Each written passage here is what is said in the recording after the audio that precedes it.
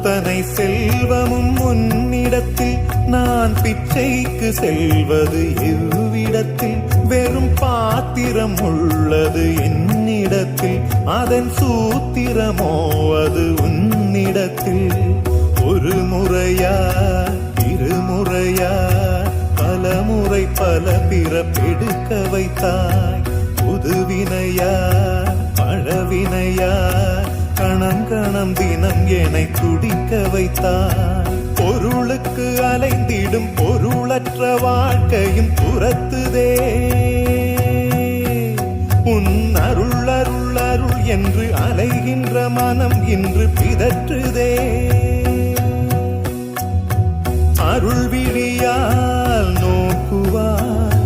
மலர்பதத்தால்